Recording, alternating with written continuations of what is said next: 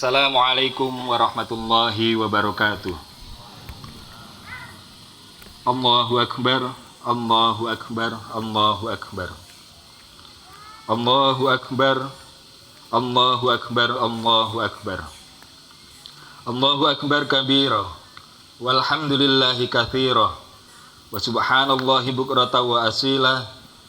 La ilaha illallah wa la na'budu illa iyyah, mukhlisina lahuddin, walau karihal kafirun, walau karihal musyrikun, walau karihal munafiqun. La ilaha illallah wallahu akbar, Allahu akbar walillahil hamd. Innal hamdalillahi jami'an nahmaduhu wa nasta'inuhu wa nastaghfiruhu wa na'udzu billahi min syururi anfusina wa min sayyiati a'malina. May yahdihillahu fala mudhillalah wa may yudlilhu fala hadiyalah. Asyhadu an la ilaha illallah wahdahu la syarikalah wa asyhadu anna Muhammadan abduhu wa rasuluhu la nabiyya wa la rasula ba'dah. Allahumma shalli wa sallim wa majid wa karim ala habibina al-mustafa sayyidina Muhammad wa ala alihi wa sahbihi wa man wala. Qala Allah ta'ala fi kitabil karim, a'udzu billahi minasyaitonir rajim. Ya ayyuhalladzina amanu taqullaha haqqa tuqatih wa la tamutunna illa wa antum muslimun. Allahu akbar, Allahu akbar walillahil hamd. Ma'asyiral muslimin, jamaah salat Id yang dirahmati Allah Subhanahu wa taala.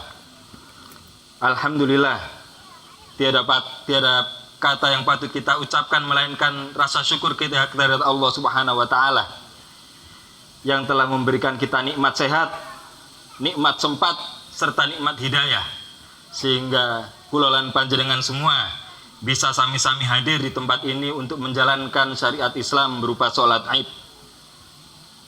Di luaran sana ada orang yang diberi nikmat hidayah mau sholat Id tapi tidak diberi nikmat sehat, tidak diberi nikmat kesempatan, sehingga ia tidak bisa menjalankan sholat Id seperti yang kita jalani pagi hari ini.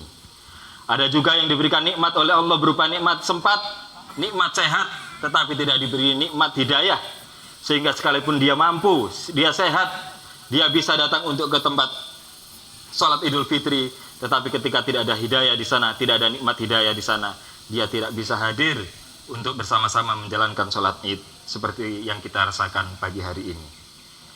Salawat serta salam kita haturkan kehadirat junjungan Nabi besar kita baginda Muhammad SAW, suri tauladan umat manusia hingga akhir zaman.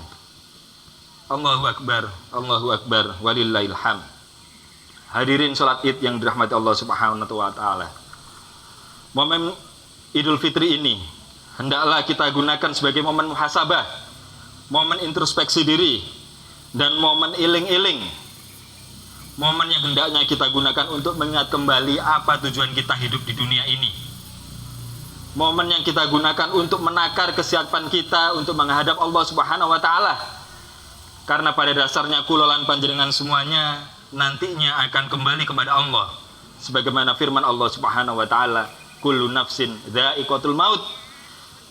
Setiap yang berjiwa termasuk kita sebagai manusia ini akan kembali kepada Allah Subhanahu wa taala. Dan tahukah panjenengan semua bahwa proses kematian itu digambarkan dengan sangat mengerikan dalam surat Al-Qiyamah ayat 26 sampai dengan ayat 30 yang berbunyi, A'udzu billahi minasyaitonir rajim. Kalla idza balagatit taraqi. Sesungguhnya ketika ajal datang, nafas kita akan didorong, ditarik sampai dengan kerongkongan. Maka pada saat itu nafas kulolan panjenengan semuanya akan tersengal-sengal. Di samping itu, kata Rasul, proses sakaratul maut itu sakitnya bagaikan kita ditusuk 1000 pedang. Bayangkan saja, kita tidak sengaja kena pisau saja rasanya sakit. Apalagi ketika kita sakaratul maut, posisi kita lemah, ditusuk dengan 1000 pedang. Wakila man raq. Sedangkan orang di sekitar kita ini, entah dokter, entah keluarga yang mendampingi kita saat sakaratul maut itu mengatakan, wakila man raq. Bisakah kulolan panjenengan ini yang sedang sakaratul maut ini disembuhkan? Wa dhanna annahul firaq. Sedangkan kita yang sakaratul maut itu yakin bahwasanya itu adalah hari terakhir kita. Mengapa? Karena sesungguhnya ketika nafas kita ini sudah sampai terongkongan, kita sudah melihat malaikat maut. Waltafatis saku bisak. Saking sakitnya sakaratul maut itu sampai-sampai betis kita ini akan bertautan antara yang kanan dan yang kiri, menahan rasa sakitnya. Ila rabbika yauma idzinil masak. Dan saat itu kita akan dikembalikan kepada Allah Subhanahu wa taala. Allahu akbar walillahil hamd. Ma'asyiral muslimin jamaah salat Id yang dirahmati Allah Subhanahu wa taala. Setelah kita melalui proses kematian, masih ada rangkaian akhirat yang harus kita jalani. Ada nikmat dan siksa kubur. Kemudian ada padang mahsyar, ada syafaat dan seterusnya sampai kita nantinya akan melewati namanya sirat. Jalan yang menentukan antara kita ke surga dan ke neraka. Bagi orang yang ditakdir oleh Allah Subhanahu wa taala masuk surga, maka berbahagialah dia karena sesungguhnya surga adalah nikmat paling bagusnya orang kembali. Namun sebaliknya, ma'asyiral muslimin, bagi orang yang ditakdir Allah Subhanahu wa taala masuk neraka, maka naudzubillah, dia akan mengalami berbagai macam siksaan. Dan disebutkan dalam satu hadis yang berbunyi anin Nu'man bin Bashir radhiyallahu anhuma. Hadis dari Nu'man bin Bashir radhiyallahu anhu, beliau berkata, sami'tu Rasulullah sallallahu alaihi wasallam yaqul. Aku telah mendengar Rasulullah sallallahu alaihi wasallam bersabda, inna awwala anin nari adaban yaumal qiyamah. Sesungguhnya azab paling ringan yang diterima oleh ahli neraka adalah lirajulin, untuk seorang yudha'u fi akhmasi qadamaihi jamrotan. Apa ada paling ringan? Ditaruh di antara dua kakinya, dua kaki ahli neraka ini berupa jamrotani, dua bara api. Yughla minhuma dimaghuhu, saking panasnya bara api yang ada di telapak kakinya. Yughla minhuma dimaghuhu, maka mendidih ubun-ubunnya, mendidih otaknya. Na'udzubillah. Ma yara anna ahadan asyadu minhu adzaban, dan dia mengira bahwasanya itu adalah azab yang paling perih yang tidak pernah dirasakan oleh umat manusia. Tapi apa kata Allah? Wa innahu lahwanahum adzaban. Sesungguhnya azab yang dia terima itu adalah azab paling ringan yang diterima oleh ahli neraka. Di samping nanti banyak sekali di ayat Al-Quran dan hadis Rasul yang menyebutkan bagaimana azab neraka. Na'udzubillah, tsumma na'udzubillah min dzalik. Ma'asyiral muslimin jamaah salat Id rahimakumullah. Untuk itu, ada 3 hal yang setidaknya kita renungkan dan kita iling-iling. Yang pertama yang perlu kita renungkan dan kita iling-iling adalah kita harus senantiasa ingat apa tujuan hidup kita di dunia ini. Ma'asyiral muslimin jamaah salat Id yang dirahmati Allah Subhanahu wa taala. Allah Subhanahu wa taala berfirman, "Wa ma khalaqtul jinna wal insa illa liya'budun." Sesungguhnya aku, kata Allah, menciptakan jin dan manusia itu adalah untuk menyembahku. Namun pada prosesnya, kulolan panjenengan semua ini seringkali dihadapkan dengan ujian dan cobaan yang melalaikan tujuan hidup kita untuk beribadah. Ada di antara kulolan panjenengan ini dicoba dengan kekurangan harta, sehingga hari-hari kulolan panjenengan ini digunakan untuk memenuhi kehidupan kita. Sampai-sampai sholat kita tinggalkan, saking sibuknya kita bekerja. Zakat kita tinggalkan, sedekah kita tinggalkan, zikir kita jarang, apalagi Al-Quran. Jangankan membaca, kadang-kadang kita tidak bisa membaca Al-Quran. Ada di antara kita yang dicoba oleh Allah Subhanahu wa taala dengan kelapangan harta. Hartanya banyak, tapi dengan harta itu dia lalai, tidak menunaikan kewajibannya. Samping kanan, samping kirinya tetangganya ada yang tidak makan, dia lupa. Ada juga di antara kita yang diuji oleh Allah Subhanahu wa taala dengan ujian keluarga. Keluarganya enggak rukun. Keluarganya tidak menjalankan syariat Islam. Keluarganya melakukan maksiat. Maka untuk itu hadirin muslimin jamaah salat Id yang dirahmati Allah Subhanahu wa taala, hendaklah kita senantiasa iling dengan tujuan kita hidup di dunia ini, yaitu untuk beribadah. Caranya bagaimana? Cara paling sederhana dengan banyak berzikir. Kulolan panjenengan misalnya hanya bisa zikirnya astagfirullah, sudah, istighfar yang banyak. Kalau kulolan panjenengan hanya bisa Allahu Akbar, banyaklah zikir Allahu Akbar. Siapa tahu ketika kita berzikir itu adalah hari terakhir kita di dunia ini. Maka ketika kita beristighfar, berzikir, kemudian dicabut oleh Allah Subhanahu wa taala dengan posisi kita sedang berzikir, insya Allah surga menanti kita. Amin amin ya rabbal alamin. Dan yang kedua, ma'asyiral muslimin jamaah salat Id yang dirahmati Allah Subhanahu wa taala, yang perlu kita iling-iling, yang perlu kita renungkan adalah bagaimana kesiapan kita untuk menghadap Allah Subhanahu wa taala. Masyiral muslimin jamaah salat Id yang dirahmati Allah Subhanahu wa taala. Marilah sama-sama kita renungkan bagaimana perilaku kita keseharian, bagaimana ibadah kita selama ini. Paling gampang adalah mari kita sama-sama muhasabah, sama-sama introspeksi diri. Dalam satu hari ini, kulolan panjenengan ini apa sudah sholat 5 waktu? Yang kedua, Al-Quran apakah kita baca? Yang ketiga, apakah kita berbanyak zikir?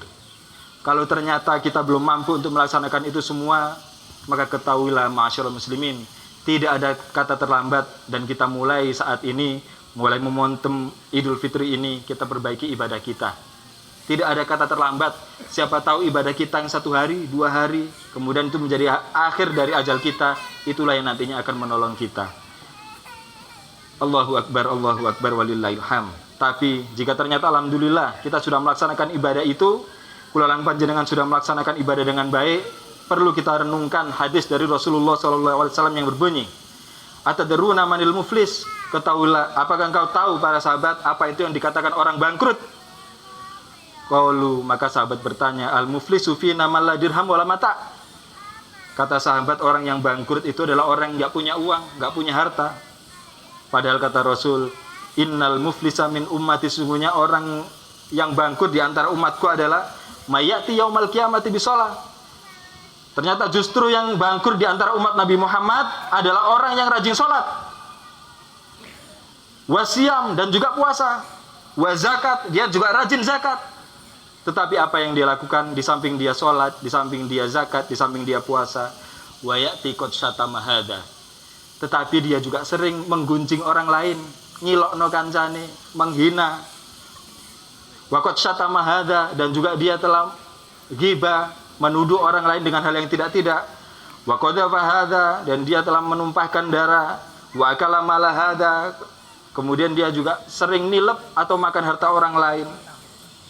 Kalau sudah seperti ini, fayu'ta hada min hasanatihi, ketahuilah kulolan panjenengan yang suka menghina orang lain, maka kebaikan kita ini nantinya akan diambil oleh Allah Subhanahu wa taala, diberikan kepada orang yang kita hina. Kita sholat, pahala sholat kita akan diberikan kepada orang yang kita gibai. Kita zakat, pahala zakat kita juga akan diberikan kepada orang yang kita ambil hartanya. Na'udzubillah, tsumma na'udzubillah min dzalik. Fa in funiyat qabla hasanatuhu, tapi kalau pahalanya sudah habis diberikan kepada orang lain, tapi masih ada orang lain yang masih belum selesai pertukaran pahalanya, maka dosanya akan diambil. Misalnya saya menghina orang lain, pahala saya sudah habis, maka dosa orang yang saya hina itu akan diberikan oleh Allah Subhanahu wa taala kepada saya. Sampai-sampai amal kebaikan saya habis, kemudian watoroha finnar, kemudian akan dimasukkan ke dalam neraka. Na'udzubillah, tsumma na'udzubillah min dzalik. Untuk itu ma'asyiral muslimin jamaah salat Id yang dirahmati Allah Subhanahu wa taala, marilah kita renungkan bagaimana ibadah kita perbaiki ibadah kita, dan tidak lupa jangan sampai kita menyakiti orang lain, karena bisa jadi hal-hal yang kelihatannya kecil ini justru yang mengurangi pahala kita. Dan yang terakhir, yang senantiasa harus kita iling-iling dan harus kita renungkan adalah keluarga dan anak turun kita. Sekali lagi, yang perlu kita renungkan, kita iling-iling adalah keluarga dan anak turun kita. Rasulullah SAW bersabda, idza mata ibnu adam in qata amaluhu illa bi thalathin.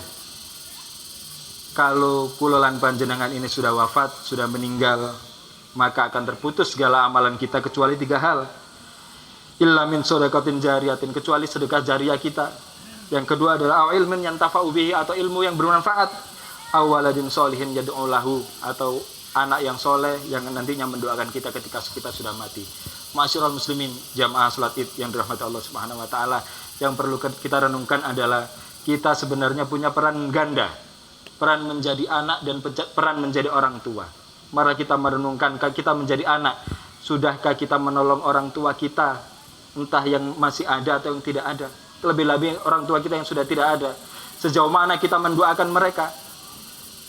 Karena mereka sudah tidak bisa ibadah lagi, hanya doa-doa kita ini, doa seorang anak ini yang bisa menolong orang tua kita di akhirat. Termasuk yang tidak kalah penting adalah marilah kita lihat bagaimana anak turun kita. bagaimana ibadahnya, bagaimana sholatnya, bagaimana ngajinya, bagaimana zikirnya. Karena anak yang soleh ini adalah investasi kita di akhirat. Kelak kalau kulolan panjenengan ini sudah meninggal dunia, tidak ada yang bisa menolong kita kecuali ajaran-ajaran baik yang kita ajarkan kepada anak kita. Misalnya saya mengajarkan kepada anak saya untuk makan menggunakan tangan kanan. Senyampang anak dan anak turun kita menggunakan tangan kanan dalam makan, maka pahalanya akan mengalir kepada kita juga. Maka jangan bosan untuk mengajari anak kita dengan ajaran yang baik. Dan yang tidak kalah penting adalah ketika kita sudah meninggali, anak soleh ini yang akan mendoakan kita. Kalau sampai anak kita ini belum siap, belum soleh, maka tidak ada kata terlambat. Mari kita perbaiki anak turun kita. Untuk itu, ma'asyiral muslimin jamaah salat Id rahimakumullah, di ujung khutbah ini marilah kita sama-sama berdoa untuk keselamatan kita, keselamatan keluarga kita, keselamatan saudara-saudara kita serta anak turun kita, baik di dunia maupun di akhirat. A'udzubillahi minasyaitonirrajim. Bismillahirrahmanirrahim. Alhamdulillahirabbil alamin. Hamdan na'imin, hamdan syakirin, hamdan yu'afi ni'amahu wa yukafi'u mazidah. Ya Rabbana lakal hamdu kama yanbaghi li jalali wajhil karim wa 'azimi sultanik. Rabbana dzalamna anfusana wa illam taghfir lana wa tarhamna lanakunanna minal khasirin. Rabbana dzalamna anfusana dzulman katsira fa innahu la yaghfiru dzunuba illa anta faghfir lana maghfiratan min indika warhamna innaka antal ghafurur rahim. Allahumma ighfir lana wa liwalidayna warhamhum kama rabbawna shighara wal jami'il muslimina wal muslimat wal mu'minina wal mu'minat al ahya'i minhum man amat. Allahumma habib ilaina al iman wa zayyinhu fi qulubina wa karih ilaina al kufra wal fusuqa wal isyan waj'alna minar rasyidin. Allahumma khtimna min hadhihi dunya bi husnil khatimah. Allahumma khtimna min hadhihi dunya bi husnil khatimah. Allahumma khtimna min hadhihi dunya bi husnil khatimah. Allahumma ja'al fi akhir hayatina bi qouli la ilaha illallah. Allahumma ja'al fi akhir hayatina bi qouli la ilaha illallah. Allahumma ja'al fi akhir hayatina bi qouli la ilaha illallah. Rabbana atina fid dunya hasanah wa fil akhirati hasanah wa qina adzabannar. Wa sallallahu ala nabiyyina Muhammad wa ala alihi wasallam. Alhamdulillahirabbil alamin. Allahu akbar, Allahu akbar, walillahil hamd. Assalamualaikum warahmatullahi wabarakatuh.